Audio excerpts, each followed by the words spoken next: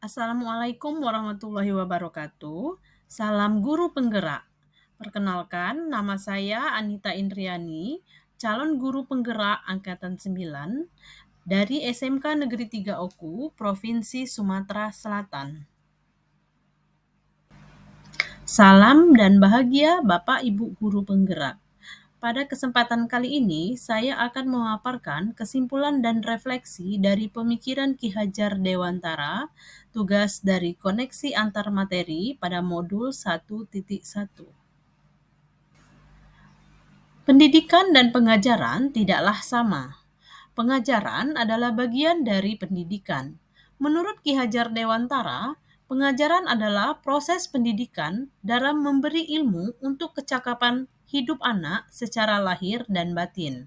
Sedangkan pendidikan pada hakikatnya adalah proses menuntun atau memberikan tuntunan terhadap segala kodrat yang dimiliki anak agar ia mencapai keselamatan dan kebahagiaan setinggi-tingginya sebagai anggota masyarakat.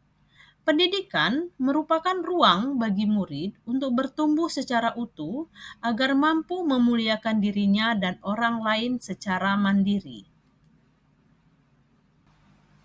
Saya akan merefleksikan diri melalui 3 pertanyaan sebagai berikut.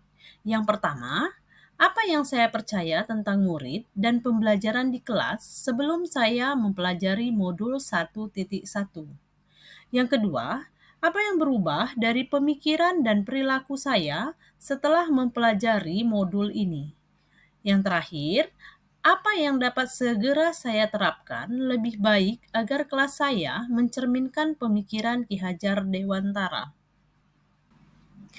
Baiklah Bapak Ibu guru hebat, saya akan menjelaskan satu persatu. Sebelum mempelajari modul 1.1, saya beranggapan bahwa murid adalah seseorang yang dapat mengikuti apa yang diperintahkan oleh guru. Ternyata setelah saya mempelajari modul 1.1, saya mengetahui bahwa setiap anak memiliki kodrat alam, sehingga setiap anak itu unik dan memiliki karakteristik yang berbeda-beda. Murid memiliki bakat sendiri-sendiri sebagai objek dalam pembelajaran di kelas. Tugas seorang pendidik hanya menuntunnya agar ia dapat mengembangkan kodrat alam tersebut sesuai dengan kodrat zaman. Selanjutnya, sebelum saya mempelajari modul 1.1, saya beranggapan bahwa semua murid dapat mengikuti cara belajar yang dilakukan oleh guru, asal ia memperhatikan penjelasan guru dan rajin berlatih. Namun setelah mempelajari modul 1.1, ternyata saya mengetahui bahwa murid sebagai objek pembelajaran, merekalah yang pemegang kendali pembelajaran. Pendidik harus memfasilitasi pelajar peserta didik agar mereka dapat menjadi manusia yang seutuhnya. Selanjutnya, sebelum saya mempelajari modul 1.1, saya beranggapan bahwa pembelajaran berpusat pada guru sebagai sumber ilmu. Setelah saya mempelajari modul 1.1, saya mengetahui bahwa pembelajaran seharusnya berpusat pada murid. Sebagai subjek, anaklah yang aktif dalam membangun pengetahuannya sendiri. Mereka berhak menentukan sumber belajar mereka. Jadi, apa yang kita berikan kepada murid berasal dari kebutuhan murid itu sendiri. Cara mengajarkannya sesuai dengan kondisi anak dan pendekatan yang kita pakai berdasarkan dunia anak. Berikutnya, sebelum mempelajari modul 1.1, saya beranggapan bahwa tugas guru di kelas adalah mentransfer ilmu yang dimiliki kepada murid. Ternyata anggapan saya tersebut salah atau keliru. Setelah saya mempelajari modul 1.1, saya mengetahui bahwa tugas guru yang sebenarnya adalah membuat murid memahami pentingnya materi yang dipelajari dan menumbuhkan budi pekerti, membantu mereka mengidentifikasi manfaatnya bagi diri sendiri untuk kemudian diterapkan dalam kehidupannya sehari-hari kepada orang banyak. Hal ini mensyaratkan adanya proses pemaknaan materi, bukan sekedar menguasainya saja, tetapi juga menyadari manfaat untuk dirinya. Selanjutnya, sebelum mempelajari modul 1.1, saya beranggapan bahwa dalam pembelajaran di kelas terfokus pada penyelesaian kurikulum. Namun, setelah saya mempelajari modul 1.1, ternyata saya mengetahui bahwa dalam pembelajaran yang terpenting bukanlah penyelesaian kurikulum dan ketuntasan belajar, namun bagaimana anak dapat mengembangkan minatnya sesuai dengan kodrat alam dan kodrat zaman. Yang terakhir, sebelum saya mempelajari modul 1.1, saya beranggapan bahwa dalam penilaian lebih berfokus pada penilaian pengetahuan.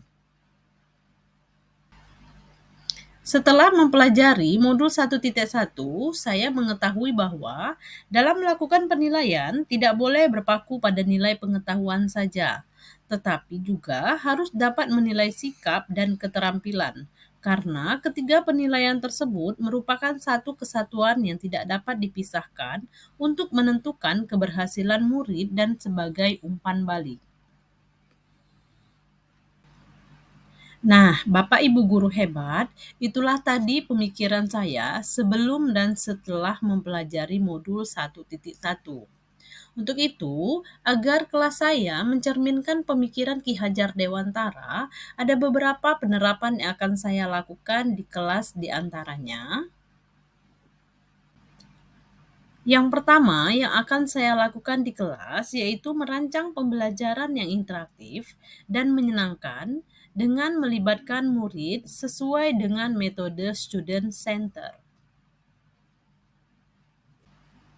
Berikutnya, saya akan menjadikan mereka subjek pembelajaran yang bisa mengeksplor apa yang mereka mau tentang ilmu yang akan mereka pelajari tanpa paksaan dan dengan cara yang mereka sukai.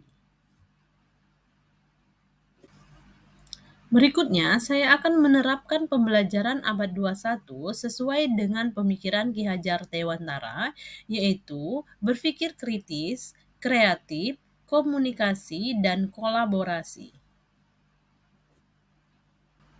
Selanjutnya, pembelajaran tidak lagi menuntut tetapi menuntun, karena tugas guru adalah memberikan tuntunan atau arahan yang baik kepada murid dan berusaha menjadi teladan bagi murid, baik perkataan maupun perbuatan.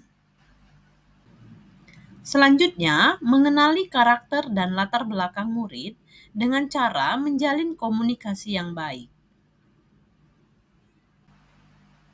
Terakhir, saya berharap saya bisa memaknai semboyan Ki Hajar Dewantara, yaitu Ingarso Sung Tulodo, di depan saya memberikan teladan bagi setiap murid saya, Ingmadya Mangun Karso, di tengah saya bisa menjadi teman yang memberikan semangat, serta Tuturi Handayani, dari belakang saya bisa memberikan dorongan moral serta semangat belajar bagi murid saya. Semoga video ini dapat menginspirasi.